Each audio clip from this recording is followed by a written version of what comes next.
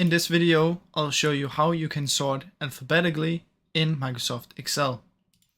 Now first, you're gonna open up your sheets right here, and as you can see, I have some last names. And let's say I wanna solve these as the A to C. Now what I can do is I can select the rows right here, and then head over to Data. From in Data, there will be a Sort button, and right next to it, you can see A to C or C to A. Now if I click A to C here, there'll be a sort warning because I have other things filled in, but I'll just choose Continue with the current selection. Now if I press Sort, as you can see, it will now be in alphabetical order, and that's basically how you can do it.